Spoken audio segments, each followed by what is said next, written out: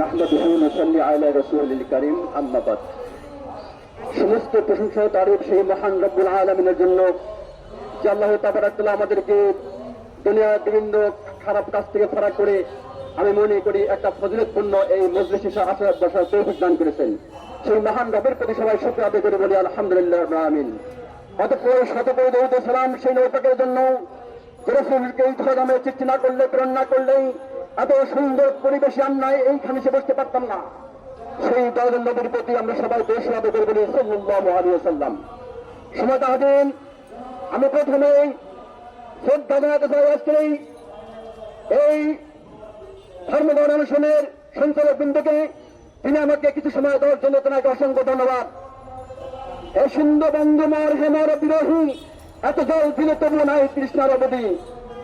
আমার ভাইরা, কত জল খালি আমাদের তৃষ্ণার মধ্যে, অন্তরতে তীব্র হবে, সাঙ্গ করে মনে হবে শেষ হইয়ে হয় না শেষ। আমার মনে হয় এই কবিতাটি সবাই জানেন। আমরা বারবার মনে করি যে আমার এই বোধহয় এইবারে এমপি হয়ে যাবে, কিন্তু আমরা নিরাশ হয়ে ফিরে যাই।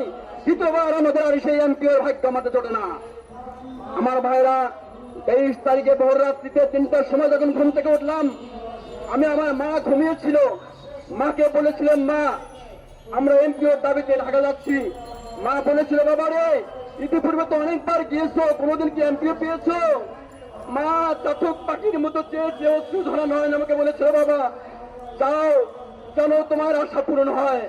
আমার ভাইরা, অনেক লোক আমাকে দেখে দেখে বলেছিল যে বাবা চাকরি কিনে আমরা দেখে দিতে পারলাম না, চাকরি করলে তুমি কেমন চলাফেরা করো। তারা পৃথিবী থেকে বিদায় হয়ে চলে গেছে। আমার ভাইরা, এখন যেই বেতন নিয়ে কাকে খাওয়াবো কাকে দেবো, এটাই আমার ভাবনা চিন্তার বিষয়।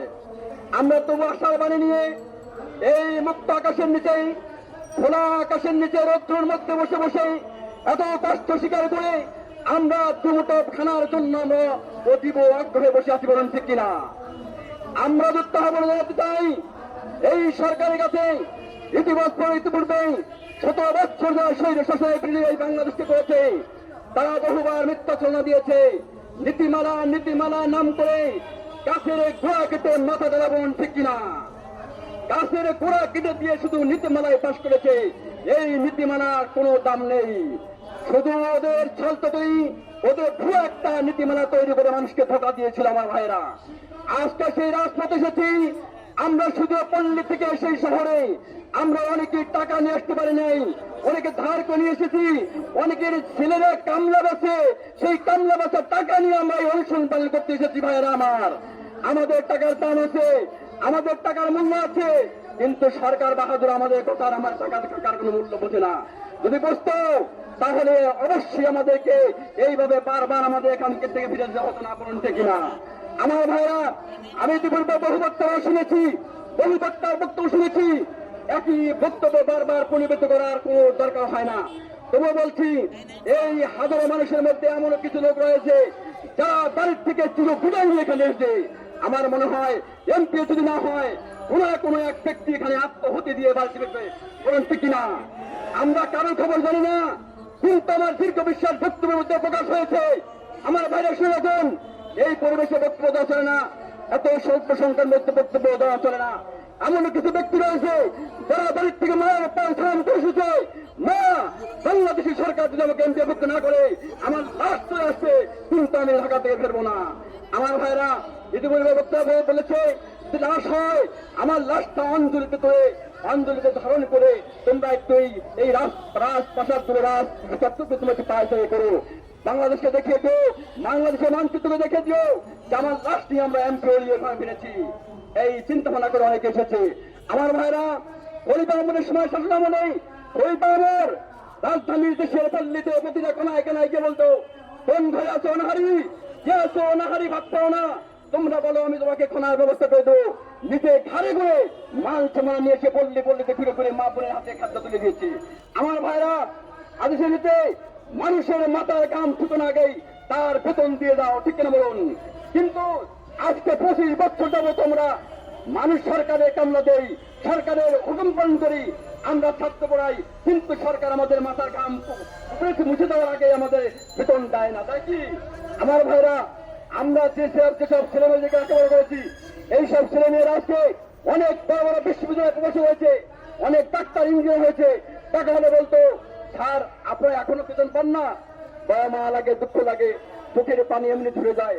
বললি বাবারে আজকে আমাদের বেতন হয় নাই, তোমরা যে বেতন পাও, চাকরি পেয়েছো, এটাই আমাদের ধন্য, এটাই আমাদের ধন্য। আমার ভাইয়ের আল্লাহ তো বলেন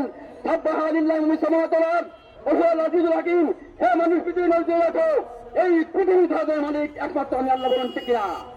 আর আমার হুকুম ছাড়া তুমি যদি একটা মানুষকে অমান্য করো, তুমি যদি একটা মানুষের দিলে আঘাত দাও, যত বড় সরকারি হয় না কেন, যত বড় নেত্রী হয় না কেন, এর হিসাব তোমাকে কড়ায় কন্যায় দিতে হবে বলুন ঠিক না। আমার ভাইরা, এজন্য মানুষের মাথার ঘাম শুকনো না খেয়ে পারিশ্রমিক দেওয়ার স্বীকার করুন। আর একটা কথা হলো কি, যদি মরেও যাই এমপি পাবো, এমপিও নিয়ে যাবো, শুধু এটাই নিয়ে তৃপ্ত হবো না। আমি পক্ষতে বলতেছি, আমার দাবি থাকবে এই 25 সালে কলেজে জয়েন করেছি, 25 সাল থেকে শুরু করে আজকে হচ্ছে কত 2005 সাল, 2010 সাল, 2000-এ জয়েন করেছি, আর হলো 2025 সাল। এই 25 বছরে যে মুনাফা, যে হাতিয়া আমাকে দেওয়া হয় নাই, হকুল্লাহ আর হকুল ইবাদ, আল্লাহ বলছেন আমার হক যদি নষ্ট হয়, আমি ইচ্ছা করলে তোমার হককে আমি মাফ করতে পারি, কিন্তু আমার বান্দার হক তুমি নষ্ট করেছো, এই হকের করায় গন্ডায় তোমাকে হিসাব দেওয়া হবে।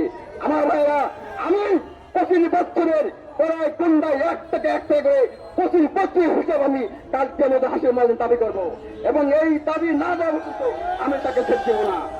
আমি এই জন্য বলছি, শুধু এমপিতে আমি সন্তুষ্টি নয়, আমার 25 বছর জীবন নষ্ট করে দেওয়া হয়েছে, এই 24 বছরে এই 25 বছর জীবন আমাকে বুঝতে হবে, তবে আমি ধন্য হব হাসের ময়দানে। আমার ভাইরা, এখানে বলবো, এখানে অনেক নেতা নিয়ে এসেছেন, যারা গুরুত্বপূর্ণ বক্তব্য দিয়েছেন। এই বক্তব্যে কিছু কিছু বক্তব্য আছে ঢাল করা বুঝেন, বক্তব্য দিয়ে চলে যাবে, কিন্তু সার হবে শূন্য। বক্তব্য দিবে ঠিক, কিন্তু ফল হবে শূন্য। ওরা থাকে যা বলবে, অনেক তো এখানে রাজধানীতে আমাদের কিছু করার নাই, বক্তব্য দেওয়ার পেয়েছি বলুন ঠিক না। এজন্য যা করতে হয় আমাদেরই করতে হবে। আগামীকাল সকালবেলা আমার মনে হয় বক্তব্যের কেমন হবে জানি না, আগামীকাল থেকে সকালবেলা থেকে সকাল 8টা থেকে 9:30 4 ঘন্টা আমরা এই রাজপথ থেকে অবশ্যই আমরা অনুরোধ রাখবো, যেন কোন সরকারি কর্মকর্তা কোন অফিস আদালত করতে না পারে। দেখবেন এই দেশের মানুষ দৌড়ে সরকারি কর্মকর্তা করবে, তোর হাত ধরবে, নইলে আমাদের বুলেটের আঘাতে বুক ছিদ্র হয়ে যাবে বলুন থেকে। তখন একজন যখন রক্ত খাওয়াবো, তখন মানুষটা মরে যাবে, আপনার কোলে তুলে নিয়ে তাকে সামনে করে হাতে পা পড়ে এগিয়ে দেবেন, আর বলবেন আমার ভাই রাশির বিনিময়ে এমপি যান। এটা আপনি বলবেন তো ভাই?